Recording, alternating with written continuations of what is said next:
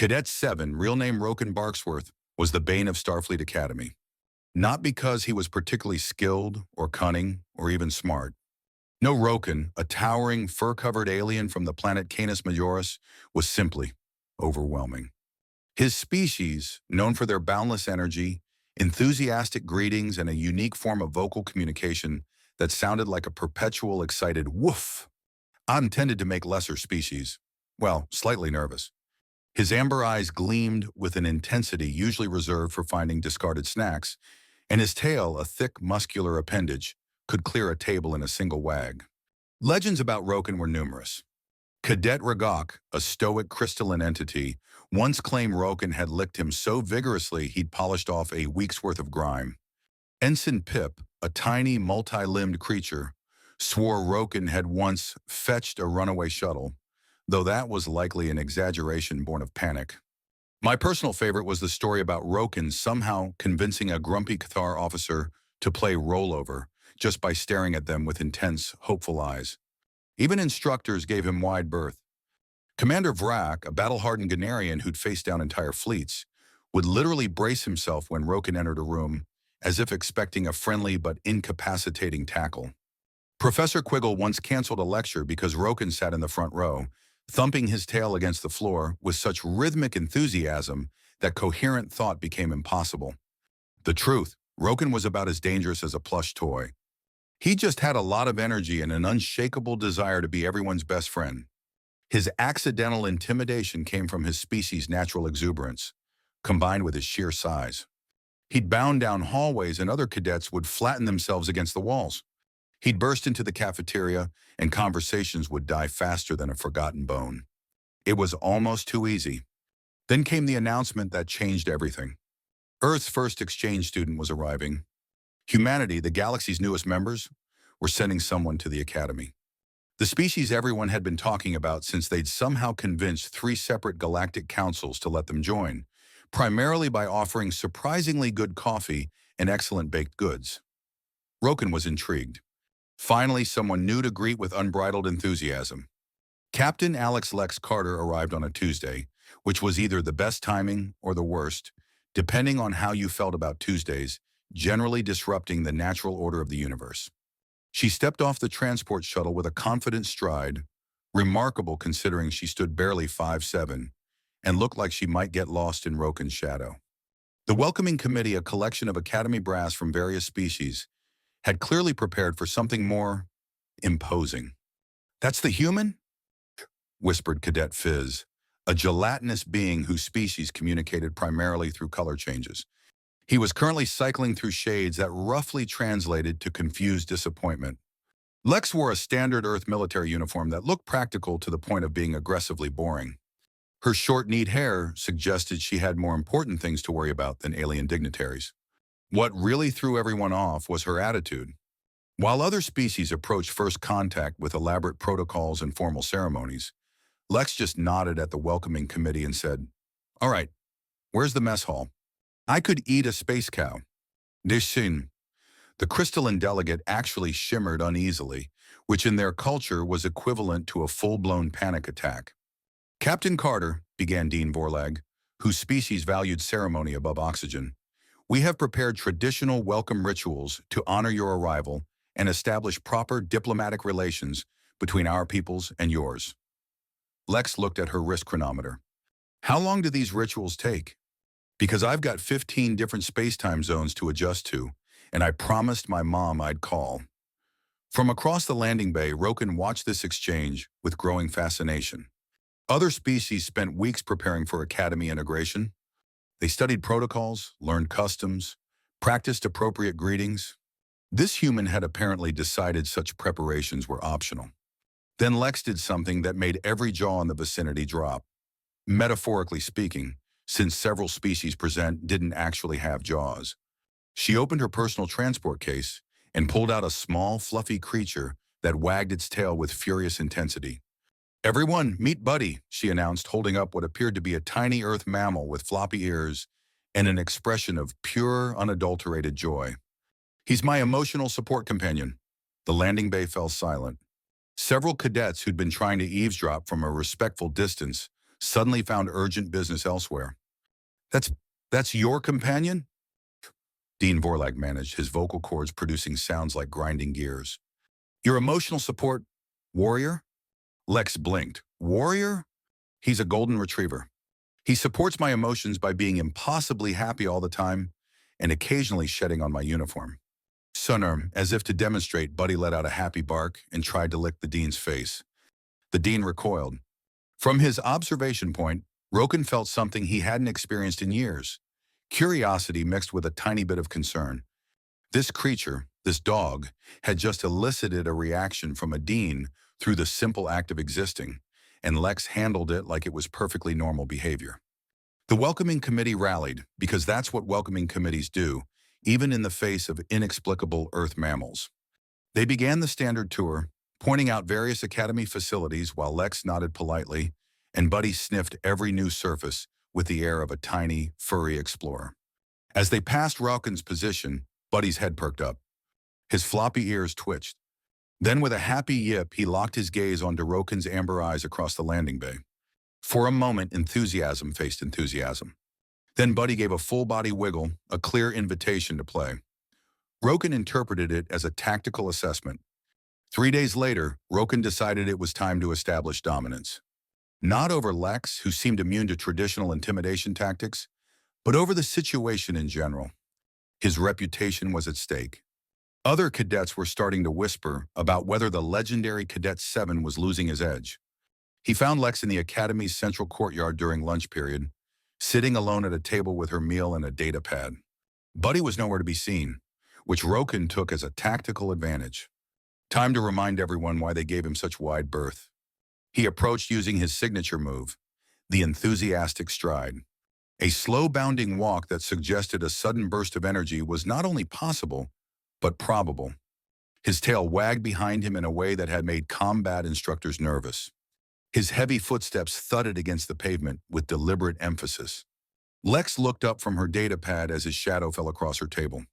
"Oh, hey there," she said as cheerfully as if he were delivering a new chew toy instead of existential dread. "You're Cadet 7, right? I've heard about you." This was not the response Roken had prepared for. He'd expected fear, maybe some whimpering, possibly a strategic retreat. Friendly recognition hadn't been on the list of possibilities. "I am Roken Barksworth," he rumbled, using his deepest, most enthusiastic voice, the one that had convinced a Cathar officer to roll over. "You are the human?" "Yeah, Lex Carter, nice to meet you." She actually extended her hand, which confused him even more. Was this some kind of human greeting ritual? He stared at the outstretched hand, unsure how to proceed. Before he could decide, a joyful yip announced the arrival of Buddy, who had apparently materialized from thin air, already on the table. The dog fixed Roken with that same happy, unblinking stare from the landing bay. Up close, it was somehow worse. Those big brown eyes seemed to look directly through his intimidating exterior and find something fun underneath. "That's Buddy," Lex said, apparently oblivious to the psychological warfare happening inches from her lunch. "He likes meeting new people." Roken had researched Earth fauna after the landing bay incident. He knew dogs were pack animals. Loyal pack animals, but pack animals nonetheless.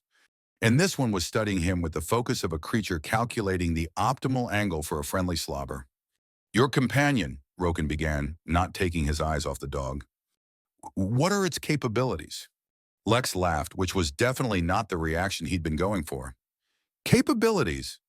He can chase a ball for hours, find a drop crumb from 3 rooms away, and give you the saddest puppy dog eyes you've ever seen."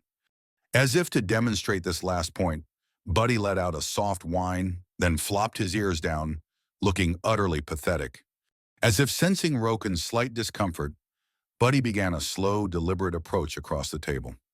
His movements were fluid, eager, confident. The movements of a creature who had never known fear, only the promise of a good time. Roken found himself taking a step backward. "He seems to like you," Lex observed, still apparently missing the obvious threat assessment happening in front of her. "That's unusual. He's normally pretty standoffish with strangers for the first 5 minutes." Buddy reached the edge of the table closest to Roken and sat down, his tail beginning a slow, rhythmic thumping against the tabletop. Then he let out a happy whimper, a tiny, high-pitched sound that suggested either utter contentment or the charging of some unknown cuddly weapon system. "What is that sound?" Roken demanded, taking another step back. "Whimpering. It means he's happy." Lex was now watching the interaction with obvious amusement. "I think he wants to play." Play with a creature that had just demonstrated superior tactical positioning and was now broadcasting some kind of emotional frequency across multiple dimensions? Roken's reputation couldn't survive being seen as playing with what was obviously an advanced Earth emotional manipulation device disguised as a loyal companion. Buddy stood up, stretched with the casual confidence of someone who owned everything they could see, and began nudging Roken's leg with his wet nose. That's when Roken made his strategic retreat. It wasn't running exactly. It was a tactical withdrawal in the face of overwhelming, friendly enemy capabilities. He turned and walked away with as much dignity as he could manage, while several dozen cadets watched the Academy's most feared student apparently lose a battle of wills with something roughly the size of his foot. Behind him, he could hear Lex saying, "Well, that was interesting. What do you think, buddy?" The tail thumping got louder. Within 48 hours, Roken had convinced himself he was dealing with the most sophisticated psychological warfare campaign in galactic history. He'd spent the previous night researching Earth canines, which turned out to be a mistake of epic proportions. Apparently, dogs were related to creatures called wolves, massive pack predators that could hunt down prey many times their size. The logical conclusion was that Buddy was essentially a miniaturized, highly intelligent version of these legendary tracking machines. The research had also revealed disturbing facts about dog behavior. They were incredibly loyal, which meant they could become utterly devoted to their handler. So, they could track scents across vast distances. They had incredible hearing. And according to one particularly terrifying document, they often played with their targets before retrieving them, which explained why Buddy seemed to be everywhere Roken went. It started small. Roken would turn a corner, and there would be Buddy, sitting in a patch of sunlight, panting softly. Just panting. When Roken tried to use his intimidating stare, the dog would cock its head as if waiting for instructions, which he now knew was some kind of tactical communication. Then it escalated.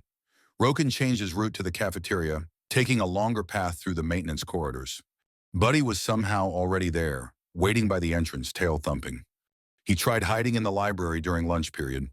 Buddy appeared panning happily beside his study carrel, having apparently defied several laws of physics to get there. And then came the great Sub-Level Vault Excavation Incident. The Academy maintained a series of ancient, disused sublevels beneath the main complex, filled with forgotten equipment and historical archives. Access was restricted to specialized maintenance crews, and a particular vault, Vault 7G, rumored to contain highly unstable experimental tech, was triple locked and sealed with a temporal displacement field. Roken decided this was the perfect place to truly lose Buddy. The sheer complexity, the lack of air currents for scent, the heavy blast doors, the temporal field, surely too much for even Buddy to navigate perfectly. He spent hours navigating the labyrinthine corridors, feeling a rare sense of peace.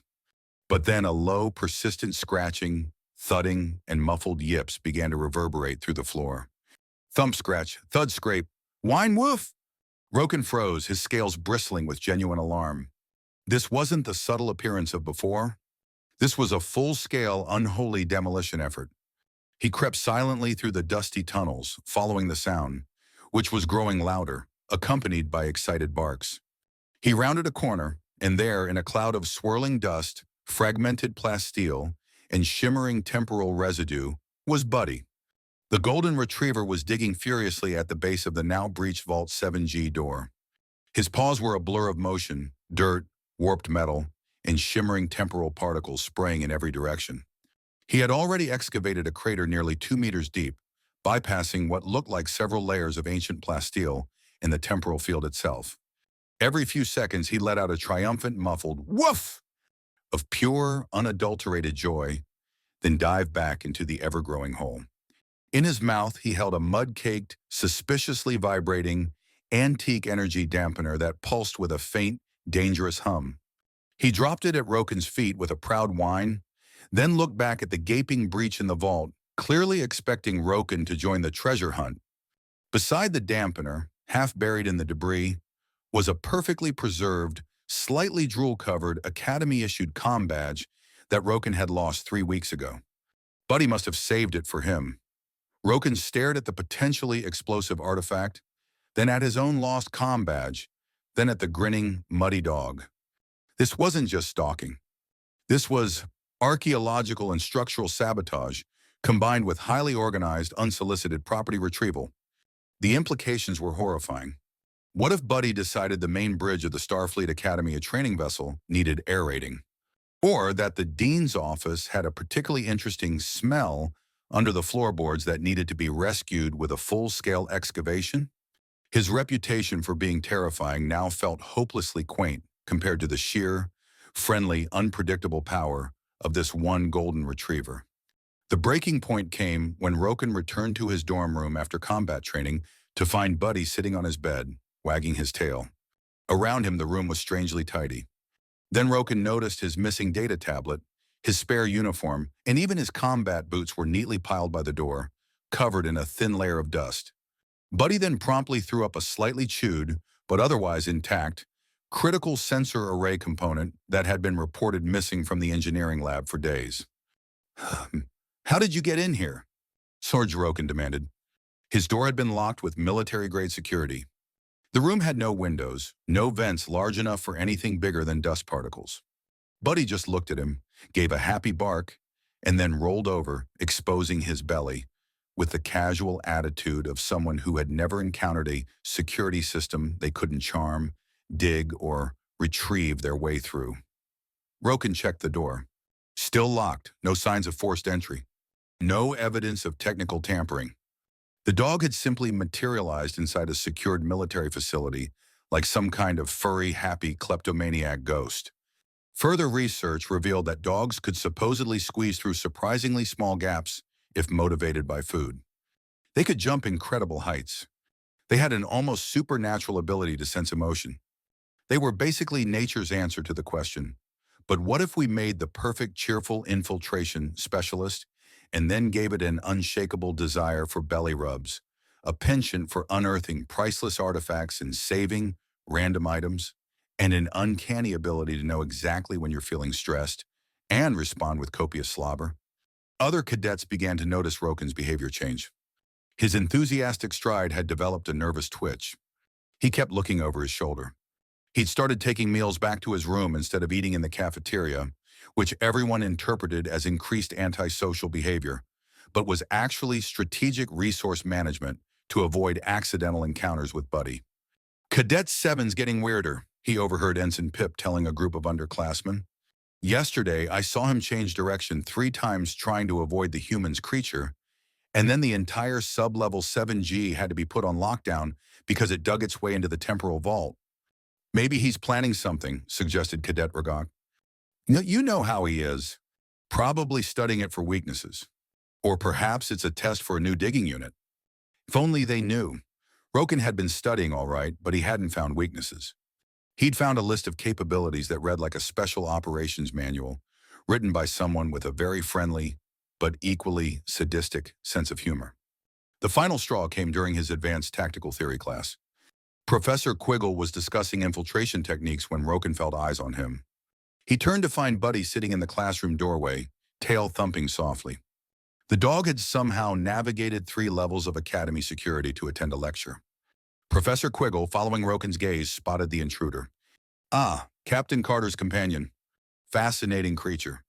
I've been reading about Earth canines. Did you know they're capable of recognizing individual scents from distances of up to a kilometer, and their loyalty is said to be unbreakable? They are also masters of cache and retrieval, often bearing items for later or bringing back anything they deem valuable to their pack leader." Several students turned to look at Buddy with new respect. The dog, sensing the attention, let out a happy bark, stood up, stretched with the casual confidence of someone who owned everything they could see, and walked directly to where Roken was sitting. Then it sat down again, 2 feet away, and resumed thumping its tail happily, nudging Roken's hand with its nose, dropping a slightly damp but perfectly working phaser energy cell he'd lost during a drill last week. Remarkable tracking instincts, Professor Quiggle continued, apparently unaware he was describing Roken's personal nightmare. They can follow a specific individual with extraordinary precision and have an almost supernatural ability to appear in locations where they shouldn't logically be able to access. And their enthusiasm for interaction, truly boundless. Oh, and of course, their instinct for digging and saving things is unparalleled, often unearthing unexpected discoveries and reorganizing personal belongings. Roken lasted another 10 minutes before he had to excuse himself from class, claiming sudden illness. As he left, he could swear he heard that familiar, happy whimper and the faint sound of something being enthusiastically scraped across the floor, following him down the corridor. Lex found Roken 3 days later in the Academy's most remote study chamber, looking like he hadn't slept since the previous semester. Around him were meticulously arranged piles of found items, a dozen various data chips, a missing comm unit from Dean Vorlag, half a ceremonial sash, and a small shiny rock. "Okay, what's going on?" Untamainoe, she asked, settling into the chair across from him with the directness that had made the welcoming committee so uncomfortable. "Half the Academy thinks you're planning to dissect my dog. The other half thinks you're having some kind of breakdown, and the dean's about to deploy a specialized anti-digging task force after Buddy breached the temporal vault." Roken looked up from his research materials, which appeared to be every document about Earth canines ever uploaded to the Academy database. His usually well-groomed fur was disheveled. His amber eyes had developed a nervous twitch. "Your companion," he began carefully, "is stalking me, excavating highly sensitive areas, and systematically pilfering Academy property to save it for me." Lex blinked. "Buddy is stalking you? And he dug something up again? Was it another power cell? And he found your comm-badge? Ah, that's sweet!" "Sweet? It appears everywhere I go. It bypasses security systems. It studies my movements with tactical precision. It digs up potentially dangerous items in secret vaults. And it steals Academy property." Shrieking a turn on, Roken gestured at his research. "According to these documents, your species has weaponized what you call emotional support through cheerful chaos and strategic resource relocation." Weaponized? Lex looked genuinely confused. "Roken, he's a golden retriever. The most dangerous thing he's ever done is try to eat a remote control, dig up my prize-winning roses, or hide my car keys in the backyard." "Golden retriever," Roken repeated. "You keep apex trackers, geological disruptors, and highly effective stealth asset acquisition specialists in your homes. They form packs. They retrieve things. They dig, they hide things. They're not apex trackers or geological disruptors or stealth specialists. They're pets, companions. They wag their tails when they're happy and chase balls most of the day. And sometimes they dig because it's fun. And they hide things because they think it's a game, or they want to save it for later, or they think you lost it and they're helping. The tail wagging is a communication system. It's not contentment, it's a display of readiness to initiate play or a chase sequence. No, it's contentment. The stalking is tactical assessment. It's not affection, it's retrieval of a high-value target. And the digging is preemptive fortification destruction or a search for hidden caches. And the hiding of my belongings is covert supply chain management." They stared at each other across the table. Two completely different interpretations of canine behavior hanging between them like a massive translation error. Lex leaned back in her chair. "Roken, I think Buddy likes you. A lot. He thinks you're his pack." "That makes it worse," Roken said with complete sincerity. "Why?" "Because I don't understand what it wants from me. It's too unpredictable. One moment it's licking my face, the next it's unearthing a millennia-old energy cell." Subbering, the honesty in his voice caught Lex off guard. For the first time since arriving at the Academy, she was seeing past the reputation and the overwhelming appearance to something surprisingly vulnerable underneath. "He wants to play and he wants to help," she said gently. "Dogs are attracted to friendly people and people who might throw a ball. You probably look like a lot of fun to him. Plus, you're big, so you'd be great at tug-of-war. And he loves to dig, it's just what dogs do. When he digs things up or brings you things, he thinks he's giving you a present or helping you find something you lost. He feels your stress, your fear, and he wants to make you happy. That's why he follows you. He wants to be with you, to cheer you up. Play? Tug of war? Digging for fun? Giving me presents? Helping me find things? Roken considered this. It made a disturbing amount of sense. So, the strategic positioning? He's finding the best spot to lie down and watch me, so he's ready for a game? Yes, exactly. He's not assessing me for weaknesses, Roken realized, his voice a mix of disbelief and relief. He's just being a dog? Nope. He's decided you're his new favorite human. And his best friend. Something in Roken's chest loosened for the first time in days. The terror that had been building since that first encounter began to dissipate, replaced by something much more manageable. Simple bewilderment and a faint, unfamiliar warmth. I may have misinterpreted the situation, he admitted. Lex grinned just a little. But don't worry, everyone misunderstands dogs at first.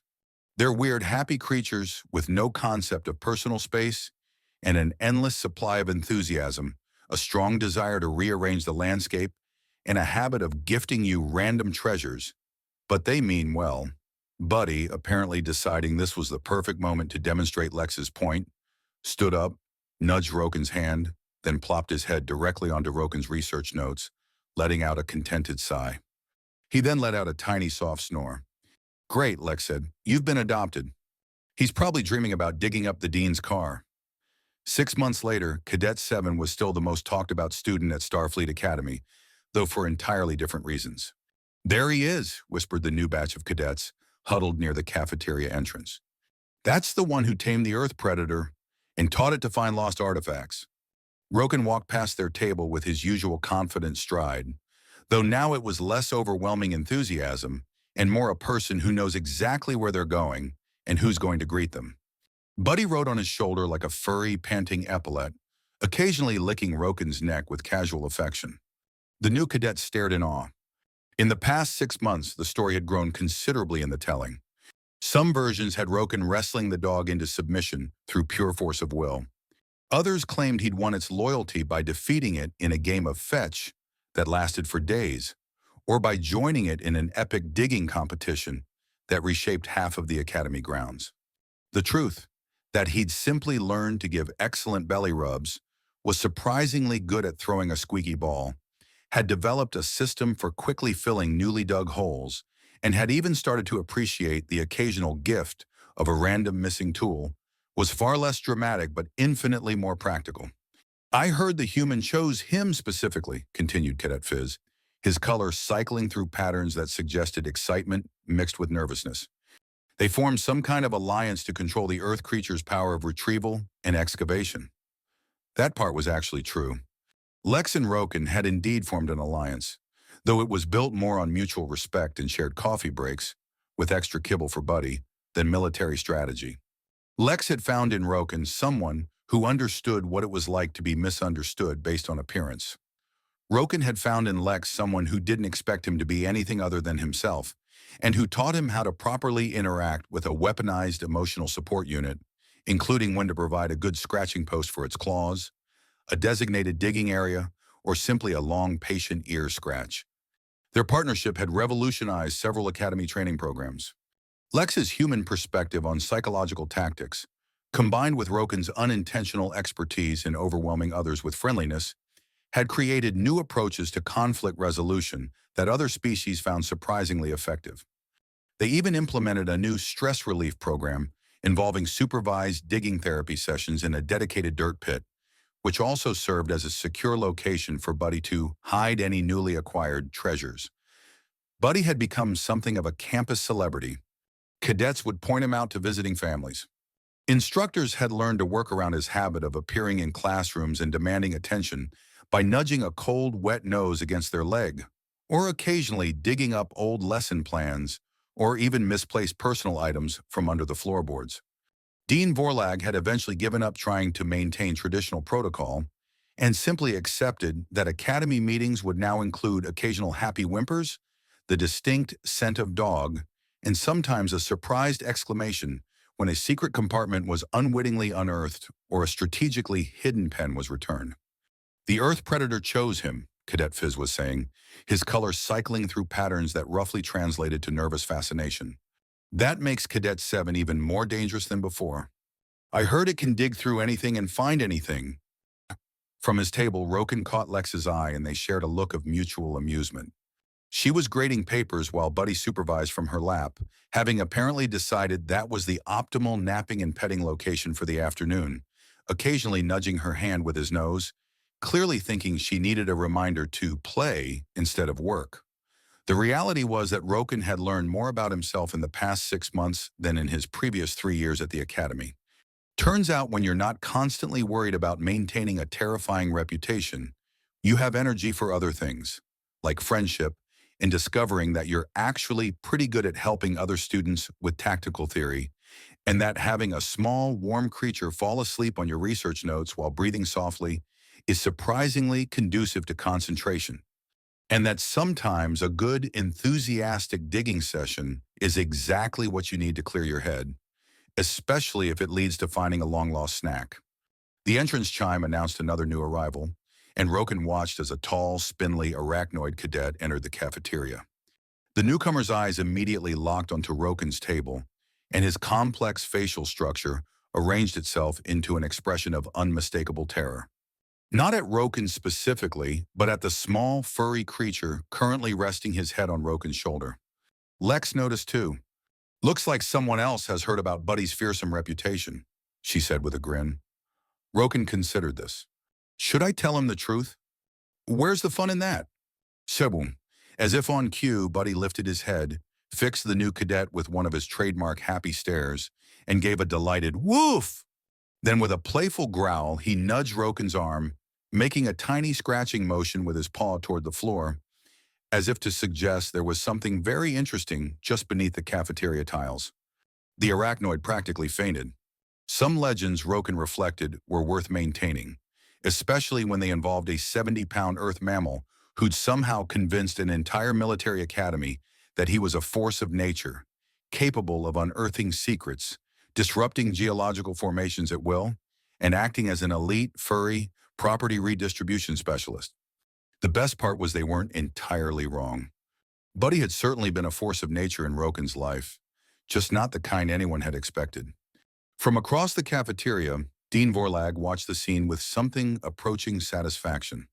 In his official reports to Starfleet Command, he described the human exchange program as surprisingly effective at improving interspecies cooperation and understanding.